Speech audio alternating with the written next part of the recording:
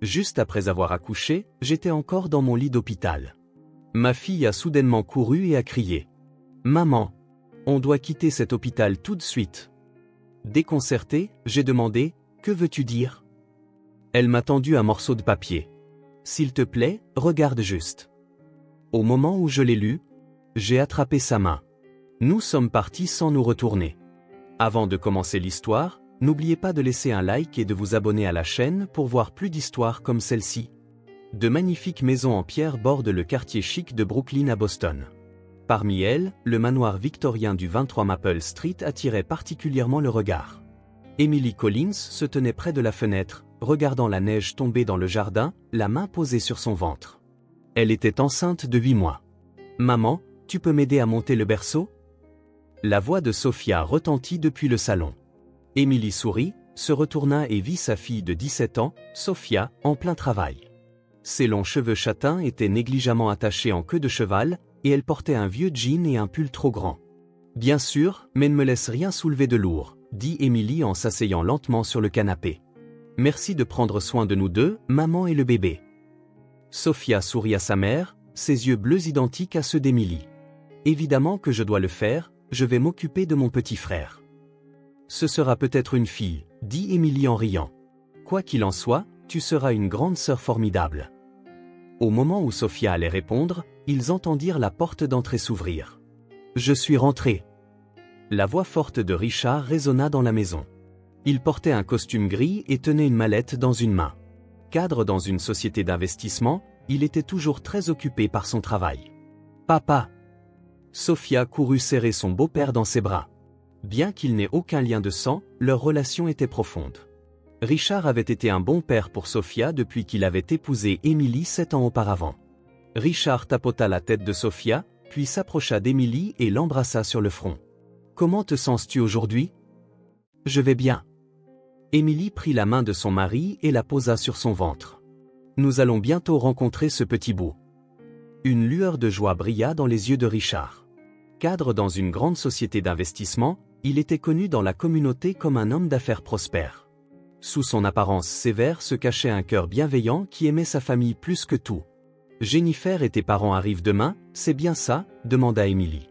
Richard hocha la tête en desserrant sa cravate. « Oui, tout est organisé pour aller les chercher à l'aéroport. J'ai réservé des chambres pour eux trois au Boston Harbor Hotel. » Jennifer, la sœur d'Emily, était cadre dans une société de marketing à New York. Célibataire et dévouée à sa carrière, elle avait néanmoins pris des congés pour être présente lors du second accouchement de sa sœur. Les parents d'Emily, William et Martha, venaient également de leur maison de campagne dans le Maine pour célébrer la naissance de leur petit enfant. Ils profitaient d'une vie paisible à la campagne depuis leur retraite. « Sophia, aimerais-tu aller faire des courses avec tes grands-parents demain après l'école ? Il nous manque quelques petites choses pour le bébé, » dit Emily en se levant du canapé pour se diriger vers la cuisine. « Savais-tu que certaines personnes gagnent plus de 10 000 $ par mois juste en publiant des histoires Reddit sur YouTube ? Sans montrer leur visage ni utiliser leur voix, juste avec un ordinateur portable. Je le fais aussi. Mets tard ci-dessous si tu es curieux. » « Bien sûr, » répondit Sophia, bien qu'elle semblât un peu réticente. « Mais j'avais prévu de voir des amis après l'école demain. Je vais devoir annuler. » Emily posa la main sur l'épaule de sa fille. « Ne te force pas, tu as ta propre vie. »« Non, ça va, » dit Sophia avec détermination. « La famille passe avant tout. » Richard regardait par la fenêtre du salon. « Il recommence à neiger. J'espère que leur vol arrivera à l'heure demain. » Emily réfléchissait en préparant le dîner. Cela faisait longtemps que toute la famille ne s'était pas réunie. Elle ressentait un léger malaise, mais décida de l'attribuer à l'anxiété liée à la grossesse. Ce soir-là, la famille de 3 personnes profita d'un moment agréable devant la cheminée. Sophia raconta sa journée d'école et Richard partagea des anecdotes intéressantes de son travail. Emily savourait ce moment de bonheur tout en sentant le bébé bouger énergiquement en elle. Avant de se coucher, Emily était allongée dans son lit, contemplant le ciel étoilé par la fenêtre. Richard s'assit à côté d'elle et lui prit la main. « J'ai annulé mon voyage à Chicago la semaine prochaine, » dit-il doucement. « Je veux être à tes côtés. » Emily regarda son mari avec gratitude. « Merci. Ta présence me rassure. » Le lendemain matin, Emily fut réveillée par une douleur soudaine. En regardant l'horloge, il n'était que 5 heures du matin. Elle prit une profonde inspiration et attendit la prochaine douleur. Quelques minutes plus tard, elle la frappa de nouveau. Richard, réveilla T.L. son mari endormi. Je crois que le travail a commencé. Richard fut instantanément réveillé et sursauta. Quel est l'intervalle entre les contractions? Encore espacé, mais je pense qu'on devrait appeler l'hôpital. Richard agit rapidement, contactant l'hôpital et vérifiant une dernière fois leur sac. Émilie se rendit dans la chambre de Sophia et frappa doucement à la porte. Sophia, réveille-toi, appela T.L. doucement. Le bébé arrive. Sophia ouvrit les yeux, encore ensommeillée, mais se leva d'un bond dès qu'elle comprit les mots de sa mère. Maintenant?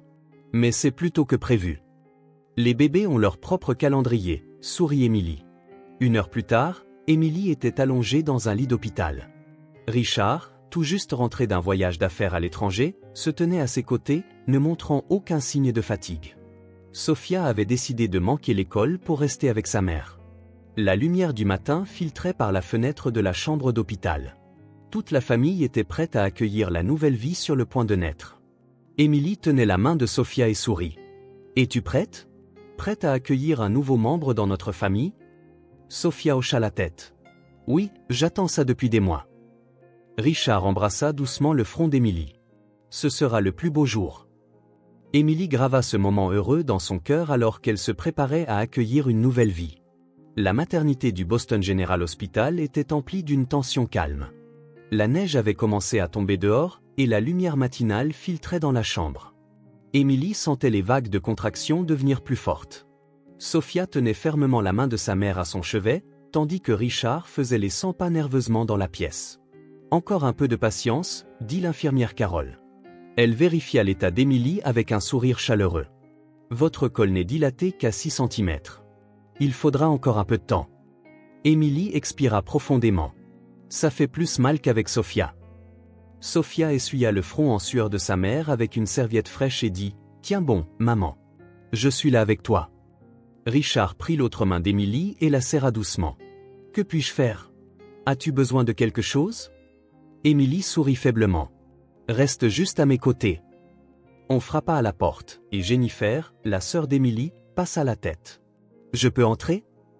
Jennifer, élégante dans un tailleur-pantalon, dégageait une sophistication certaine. Elle s'approcha du lit d'Émilie et embrassa sa sœur sur la joue. « L'avion est arrivé plus tôt que prévu, » expliqua-t-elle. « Maman et papa sont encore en train de s'enregistrer à l'hôtel. Ils seront bientôt là. » Émilie hocha la tête, heureuse. « Je suis contente que tu sois venue. » Jennifer sourit à Richard, qui lui adressa un léger signe de tête en retour. Quelque chose sembla passer entre eux un instant, mais Émilie était trop distraite par la vague de contractions suivante pour le remarquer. « Hugues » Émilie grimaça de douleur. « Respire profondément » l'encouragea Sophia, rythmiquement. « Souviens-toi de la méthode Lamaze. » Richard alla appeler le médecin, et Jennifer se plaça de l'autre côté d'Émilie, encourageant sa sœur. « Tu peux le faire. Tu as toujours été forte. » Plusieurs heures passèrent, et les contractions d'Émilie devinrent de plus en plus intenses. Dans la salle d'attente, ses parents, William et Martha, étaient arrivés et attendaient avec des expressions tendues. Dans la salle d'accouchement, Émilie fut finalement installée sur la table. Ses cheveux collaient à son front à cause de la sueur, et bien qu'elle parût fatiguée, il y avait de la détermination dans ses yeux. « On y est presque, » dit le docteur Johnson, l'obstétricien. « Poussez fort à la prochaine contraction. » Richard se tenait derrière Émilie, la soutenant. Sophia tenait la main de sa mère, continuant à l'encourager. « Je la vois, » annonça le docteur Johnson. « La tête arrive. Encore une poussée. » Émilie rassembla toutes ses forces pour une dernière poussée. À cet instant, la pièce fut remplie par le premier cri d'une nouvelle vie. « C'est un garçon », déclara le docteur Johnson avec un sourire. « Un bébé en très bonne santé. » Émilie tenait son fils dans ses bras, des larmes coulant sur son visage. Le petit visage, les doigts minuscules, toucher son nouveau-né était parfait. « Jacob » murmura-t-elle. « Jacob William Collins. » Richard était trop ému pour parler, se contentant de regarder sa femme et son nouveau-né.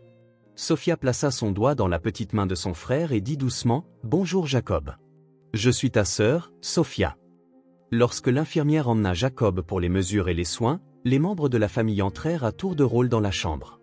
William et Martha versèrent des larmes à la naissance de leur petit-fils, et Jennifer parut également émue en prenant des photos. « C'est un enfant merveilleux », dit William en tapotant l'épaule de Richard. « Félicitations, mon garçon. » Martha s'assit près du lit d'Emily et tint la main de sa fille. « Tu t'en es bien sortie, Emily. Tu es devenue une mère si formidable. » Cette nuit-là, après le départ de la famille, Emily se reposait dans sa chambre d'hôpital. Sophia avait insisté pour rester avec sa mère et dormait sur un lit d'appoint. Richard était rentré chez lui, disant qu'il avait un appel professionnel urgent. « Maman » appela doucement Sophia dans l'obscurité de la chambre. « Es-tu heureuse » Emily tourna la tête sur l'oreiller pour regarder sa fille. « Très. Avoir Jacob et toi, je ne pourrais pas demander mieux. Tu aimes Richard » Il y avait une pointe d'anxiété dans la voix de Sophia. Emily fut un peu surprise mais répondit doucement, « Bien sûr. Pourquoi demandes-tu ça » Sophia hésita un instant, puis dit, « Rien. C'est juste que papa est gentil, n'est-ce pas ? Il prend soin de nous. » « Oui, » dit Emily d'un ton rassurant. « Richard est très fier de toi. » Sophia ne dit rien de plus. Elle se glissa sous les couvertures et s'endormit bientôt. Emily fixa le plafond, réfléchissant au sens des paroles de sa fille. Elle avait toujours pensé que la relation entre Sophia et Richard était bonne, mais avait-elle manqué quelque chose ? Cependant, la fatigue l'envahit, et elle sombra bientôt elle aussi dans un sommeil profond. Le lendemain matin, Emily allaita Jacob lorsque l'infirmière l'amena. La première tétée fut un peu difficile, mais avec l'aide de l'infirmière, tout se passa bien. Sophia observait avec intérêt. « Incroyable », dit Sophia avec admiration. « Maman, tu as l'air si naturelle. » Emily rit. « Ce n'est pas naturel du tout, mais on s'habitue petit à petit. » Dans la matinée, Richard revint à l'hôpital. Il apporta un bouquet de fleurs fraîches et embrassa Emily sur la joue. « Je suis désolé d'avoir dû rentrer hier soir. C'était une urgence professionnelle, expliqua-t-il. Je serai là toute la journée aujourd'hui. » Emily sourit. « Ce n'est pas grave. Sophia m'a tenu compagnie. » Richard sourit à Sophia et lui caressa doucement la tête. « Tu es une fille merveilleuse. Merci d'aider ta mère. » Sophia esquissa un petit sourire, mais il y avait quelque chose de non dit dans ses yeux. Dans l'après-midi, les parents d'Emily et Jennifer vinrent à nouveau à l'hôpital. Martha tenait Jacob dans ses bras et William souriait en regardant le visage de son petit-fils. Jennifer parlait à voix basse avec Richard, mais quand elle vit Emily, elle s'éloigna rapidement. « De quoi parliez-vous » demanda Emily. « Oh, juste de travail » répondit Richard légèrement. « Nous discutions de la possibilité d'un projet commun avec l'entreprise de Jennifer. »« C'est ça » ajouta Jennifer. « Les discussions d'affaires sont ennuyeuses. Plus important, quelle est la signification du nom de cet enfant ?» Emily sentit que quelque chose n'allait pas dans ce changement de sujet, mais avec la fatigue de l'accouchement, elle n'y réfléchit pas profondément. Jacob était le nom de mon grand-père, et William vient bien sûr de papa. Les yeux de William s'emplirent de larmes. « Je suis honorée, ma fille. » Plus tard dans la journée, l'infirmière Carole vint vérifier le rétablissement d'Emily. « Merveilleux, dit-elle. Si les choses continuent comme ça, vous pourrez sortir dans 3 jours. » Emily hocha la tête joyeusement. « J'ai hâte de rentrer à la maison. » Sophia regardait par la fenêtre. La neige s'est arrêtée. « Je dois aller à l'école demain. »« C'est très bien, » dit Emily à sa fille. « Tu as ta propre vie. L'école est importante. » Sophia regarda sa mère d'un air pensif. « Mais s'il se passe quelque chose ?»« Il ne se passera rien, » dit Emily d'un ton rassurant. « Richard et les infirmières sont là à l'hôpital, et tes grands-parents viendront probablement te rendre visite. » Sophia ne semblait pas convaincue mais hocha la tête. Cette nuit-là, Richard resta tard avec Emily et le bébé. Il tenait Jacob dans ses bras et chantonnait doucement. Emily fut touchée par cette scène. « Tu vas être un père formidable, » dit-elle doucement. Richard eut une brève expression contemplative mais retrouva rapidement son sourire. « C'est parce que tu es là. Sans toi, je ne pourrais rien faire. » Sophia, écoutant la conversation, semblait vouloir dire quelque chose. Cependant, elle resta silencieuse, consultant quelque chose sur son smartphone. Le lendemain, Emily se reposait tranquillement dans son lit d'hôpital. Jacob était à la nurserie pour des examens, et Sophia était partie à l'école. Elle était seule dans la chambre. La lumière filtrant par la fenêtre annonçait l'arrivée du printemps. Emily pensait à la joie d'accueillir une nouvelle vie et au bonheur de sa famille. Son remariage avec Richard avait été paisible et épanouissant. Il l'avait toujours chérie, elle et Sophia, et maintenant Jacob faisait aussi partie de la famille. Elle prit son téléphone portable et envoya un message à Richard, « Envoie-moi une photo de Jacob. L'infirmière a dit qu'il te ressemble. » Il n'y eut pas de réponse immédiate. Émilie pensa qu'il était probablement en réunion. Elle ferma les yeux, décidant de se reposer un peu. La fatigue de l'accouchement persistait encore dans son corps. Après-demain, elle sortirait et pourrait rentrer chez elle, formant une nouvelle famille. À cette pensée, Émilie sourit joyeusement. L'hôpital, le matin, était rempli de pas pressés et de conversations douces. Dehors, le ciel bleu s'étendait à perte de vue et le soleil inondait les fenêtres. À un jour de la sortie prévue d'Émilie, Sophia était arrivée tôt à l'hôpital pour voir sa mère et son frère avant d'aller à l'école. Elle sortit de l'ascenseur et se dirigeait vers le service de maternité où se trouvait la chambre de sa mère. À ce moment, son regard fut attiré par une mallette d'affaires en cuir marron posée dans un coin du hall. C'était une mallette familière, coûteuse, portant le nom de Richard, qu'il chérissait. « C'est étrange, » murmura Sophia. « Richard a dit qu'il avait une réunion tôt ce matin. » Elle ramassa la mallette et se dirigea vers la réception. « Excusez-moi, il semble que quelqu'un ait oublié cette mallette, » dit Sophia à la femme de la réception. La réceptionniste secoua la tête. « Elle est là depuis ce matin, mais je n'ai pas vu son propriétaire. »« Je vois. Elle appartient à mon père, je vais donc la lui apporter, » dit Sophia. « Il devrait être dans le service de maternité, mais si vous le voyez, pourriez-vous lui dire que j'ai sa mallette ?» La réceptionniste hocha la tête avec un sourire. Sophia commença à marcher dans le couloir avec la mallette. En se dirigeant vers la chambre de sa mère, elle chercha Richard. Cependant, il n'était nulle part. Sophia s'arrêta devant la chambre d'hôpital et interpella l'infirmière Carole. « Bonjour Carole. Richard est-il ici ?» Carole secoua la tête. « Je ne l'ai pas encore vu. Il n'y a pas eu de visiteur ce matin. » Sophia fronça les sourcils. Mais sa mallette était dans le hall. « C'est étrange. » Carole haussa les épaules. « Peut-être qu'il est à la cafétéria au rez-de-chaussée ou ailleurs. » Sophia hocha la tête et entra dans la chambre de sa mère. Émilie était assise sur le lit, allaitant Jacob. « Bonjour maman, » dit Sophia avec un sourire. Émilie leva les yeux et sourit. « Bonjour Sophia. Tu es venue avant l'école. »« Oui, » dit Sophia en posant la mallette de Richard par terre. La mallette de Richard était dans le hall, mais je ne le trouve nulle part. Sais-tu quelque chose à ce sujet ? Émilie pencha la tête. Il a dit qu'il avait une réunion tôt ce matin et il est parti. Il ne devrait pas être à l'hôpital. Mais c'est définitivement sa mallette, Sophia désigna le sac. Il y a même son nom dessus. Elles semblaient toutes deux perplexes. Sophia posa la mallette près du lit et regarda son frère. « Bonjour Jacob, » dit-elle doucement. « C'est ta grande sœur. » Le bébé semblait rassasié et Émilie le tint contre son épaule, lui tapotant doucement le dos. « Pourquoi n'appelles-tu pas Richard ?» suggéra Émilie. Sophia hocha la tête et sortit son téléphone portable. Cependant, après plusieurs sonneries, l'appel bascula sur la messagerie vocale. « Il ne répond pas, » dit-elle. « C'est bizarre. » Émilie reposa Jacob dans le berceau. Peut-être qu'il l'a oublié. Richard a semblé occupé ces derniers temps.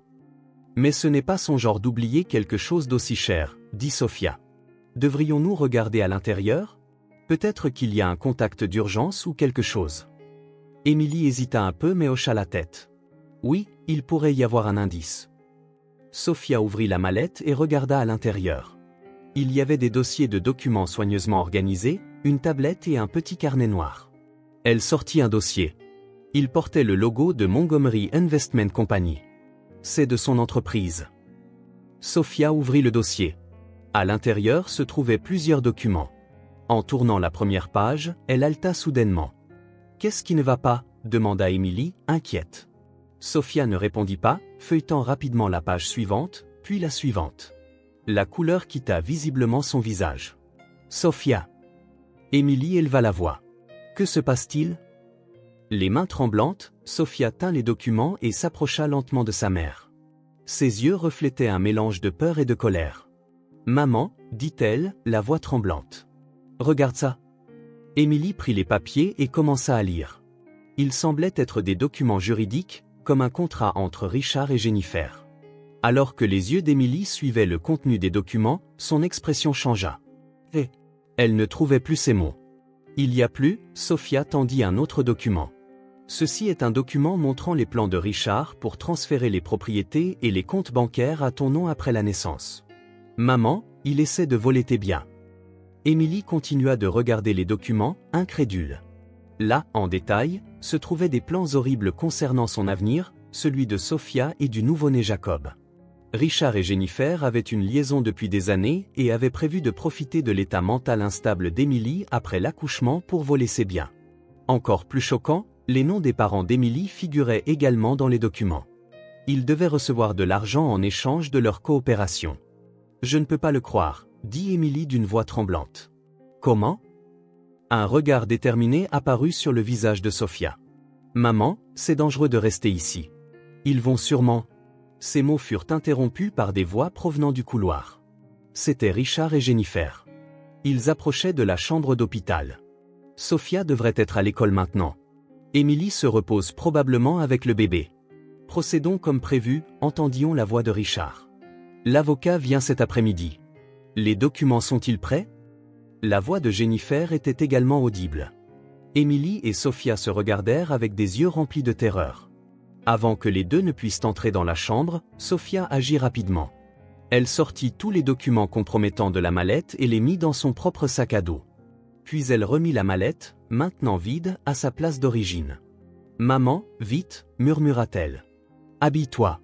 Nous devons partir avec Jacob. » Comme si elle reprenait ses esprits, Émilie commença à enlever sa blouse d'hôpital pour mettre les vêtements que Sophia avait apportés la veille. Sophia enveloppa Jacob dans une couverture et le prit soigneusement dans ses bras. À ce moment, on frappa à la porte de la chambre d'hôpital. Les deux se figèrent. « Émilie, es-tu réveillée ?» entendions la voix de Richard. Émilie fit signe à Sophia avec ses yeux et répondit d'une voix affligée. « Oui, mais je suis en train d'allaiter en ce moment. Pourrais-tu revenir dans un petit moment ?»« Compris, » dit Richard. « J'attendrai à la cafétéria alors. Jennifer est avec moi. » Après avoir confirmé que les pas s'éloignaient, Émilie commença à rassembler précipitamment le reste de ses affaires. « Où pouvons-nous aller ?» demanda-t-elle à voix basse. « Chez mon amie Kate », répondit immédiatement Sophia. « Ses parents sont en voyage d'affaires. Nous pouvons nous y cacher quelques jours. » Émilie hocha la tête et rangea ses dernières affaires. Jacob les regardait curieusement mais resta heureusement silencieux. « Prête ?» demanda Sophia. Émilie prit une profonde inspiration et hocha la tête. « Allons-y. » Elles ouvrirent doucement la porte et jetèrent un coup d'œil dans le couloir. Les infirmières étaient occupées avec un autre patient. Ne voulant pas manquer cette opportunité, Sophia ouvrit la marche, guidant sa mère et son frère vers l'escalier de secours. Lorsqu'elles atteignirent le rez-de-chaussée, elles pouvaient voir la sortie arrière de l'hôpital, mais à ce moment, Jacob commença à pleurer doucement. « Chut !» Émilie apaisa doucement le bébé. « Encore un petit effort, s'il te plaît. » Heureusement, Jacob se calma rapidement. Sophia vérifia les alentours, jugeant que c'était sûr, fit un signe de tête à sa mère. « Allons-y », dit-elle alors que les deux sortaient par la porte arrière. Un taxi que Sophia avait arrangé la veille attendait. Sophia donna l'adresse au chauffeur, et les trois montèrent dans le taxi. Alors que la voiture démarrait, Émilie regarda en arrière vers l'hôpital. Quelques heures auparavant, c'était un endroit où elle rêvait qu'une nouvelle vie heureuse commence.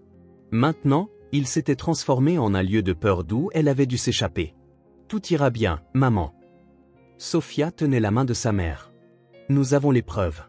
Ils ne pourront plus jamais nous faire de mal. » Émilie regarda sa fille, étonnée par sa force. Une jeune fille de seulement 17 ans gardant son sang-froid dans une telle situation, essayant de protéger sa famille. Elle serra la main de sa fille en retour. « Merci, Sophia, dit-elle doucement. Sans toi ?» Sophia sourit. « Nous sommes une famille. Une vraie famille.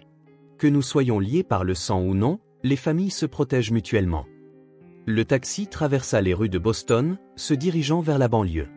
Un avenir incertain s'étendait devant elle, mais en regardant sa fille et son fils, Émilie nourrissait une nouvelle détermination dans son cœur, protéger ses enfants, quelles que soient les difficultés à venir. C'était devenu sa nouvelle mission.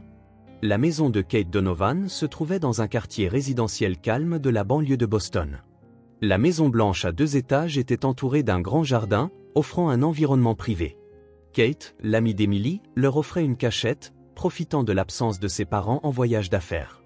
Les documents pris dans la mallette de Richard étaient étalés sur une grande table dans le salon. Émilie les lisait attentivement un par un, essayant de comprendre toute l'étendue du plan terrifiant.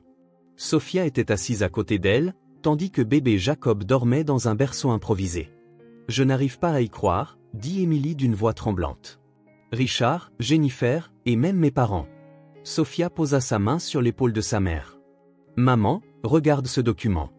Il semble que la relation entre Richard et Jennifer dure depuis avant même que tu ne le rencontres. » Émilie lut la lettre que Sophia lui montrait. C'était une déclaration d'amour de Richard à Jennifer, datée de 7 ans auparavant, peu avant qu'Émilie ne rencontre Richard. « Il m'utilisait depuis le début, » dit amèrement Émilie. « Ils en voulaient à mes biens. » Après la mort de son premier mari, Émilie avait hérité d'une importante indemnité d'assurance et de biens immobiliers. Elle avait sagement géré ses actifs pour assurer un avenir pour elle et Sophia. Même après avoir épousé Richard, elle avait gardé ses principaux biens à son nom. Regarde ce plan, Sophia désigna un autre document. Richard avait prévu qu'un médecin te diagnostique une dépression postpartum. Ensuite, il prévoyait de se faire transférer l'autorité de gestion des actifs, au motif que tu étais mentalement instable. Émilie trembla de peur. C'est pour ça qu'il m'encourageait fortement à prendre des médicaments. Sophia regarda nerveusement par la fenêtre. Ils doivent avoir réalisé maintenant que nous avons quitté l'hôpital. Comme pour confirmer ses paroles, le téléphone portable d'Émilie sonna. Le nom de Richard s'afficha à l'écran. « Dois-je répondre ?» demanda Émilie. Sophia secoua la tête. « Pas encore. Pas avant d'avoir décidé de notre prochaine étape. » Le téléphone bascula sur la messagerie vocale. Peu après, une notification de message retentit. « Émilie, où es-tu ? Tout le monde est inquiet. D'après les infirmières de l'hôpital, toi, Jacob et Sophia avaient disparu. Contacte-moi immédiatement. C'est dangereux. » La voix de Richard était mêlée d'une fausse inquiétude. « Ce menteur » dit Sophia avec colère. Le téléphone d'Émilie se mit à nouveau à sonner. Cette fois, c'était Jennifer. Émilie ignora également cet appel. Ensuite vint un appel de ses parents. « Tout le monde me cherche » dit Émilie. « Que devrions-nous faire ?» Sophia dit avec une expression déterminée, « D'abord, nous devons stocker ces preuves dans un endroit sûr. Ensuite, contactons un avocat de confiance. » « Mais qui pouvons-nous consulter ?» Émilie semblait perdue. Richard connaît tous les avocats de la ville. Après un moment de réflexion, Sophia dit, « Ma conseillère d'orientation scolaire, Mademoiselle Green, a une sœur qui est avocate.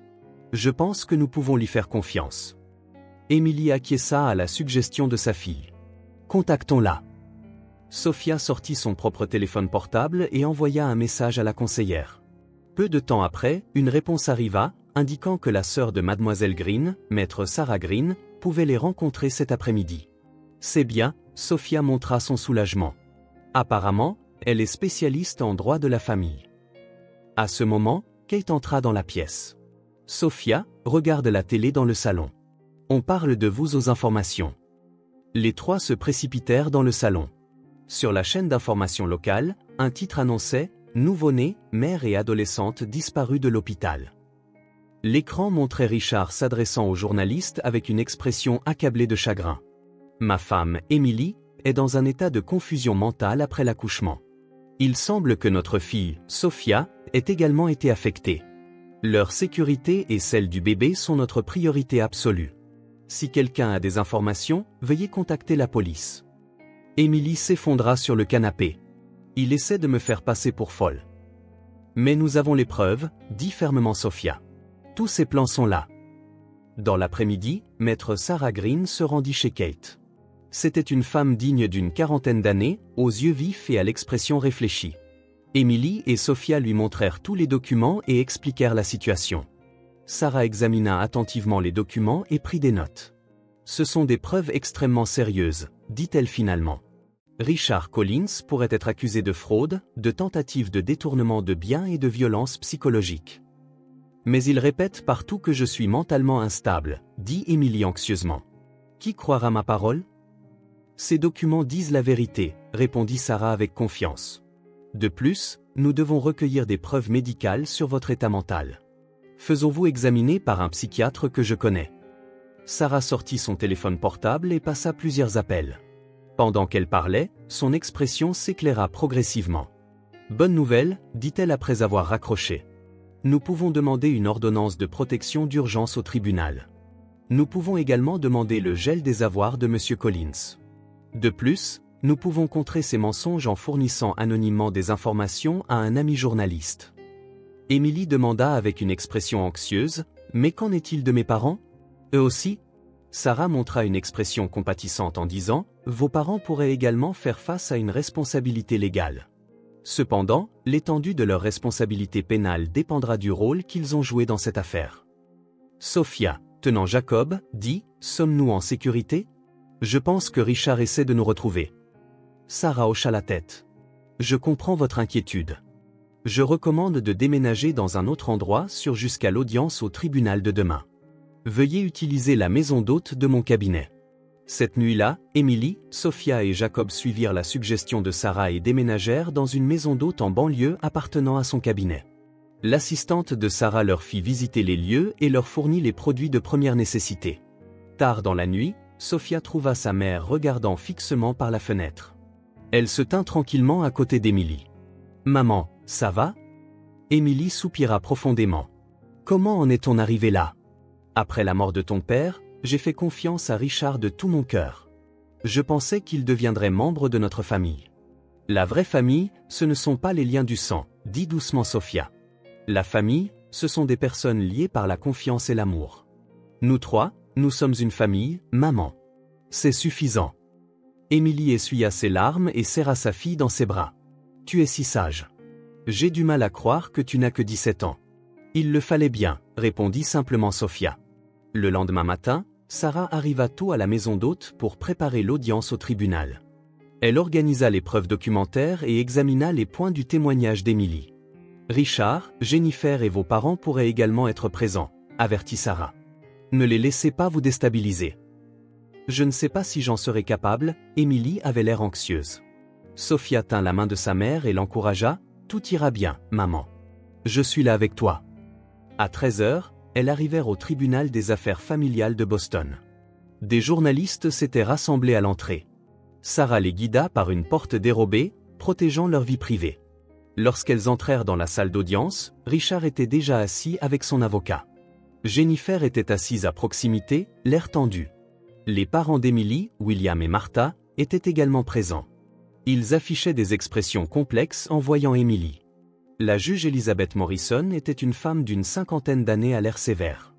Elle commença l'audience en disant qu'elle écouterait les deux parties. Sarah présenta d'abord les preuves trouvées dans la mallette de Richard. La juge lut attentivement les documents, montrant parfois une expression sévère. « Comment ces documents ont-ils été obtenus ?» demanda la juge. Sophia se leva et expliqua comment elle avait trouvé la mallette à l'hôpital. Son témoignage était clair et logique. L'avocat de Richard objecta, « Ces documents ont été fabriqués.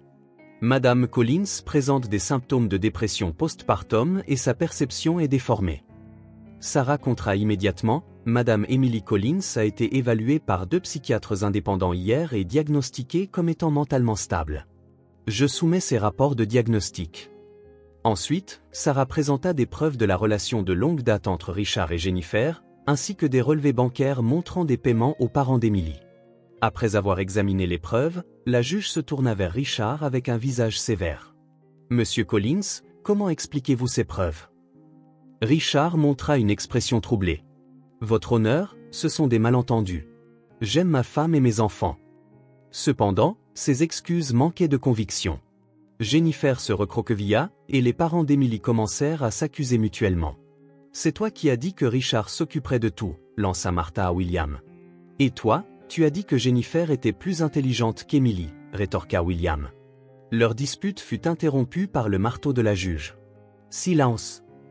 L'audience dura 3 heures, et finalement, la juge statua en faveur d'Emily. Après examen des preuves, je délivre une ordonnance de protection d'urgence pour Madame Collins et ses enfants.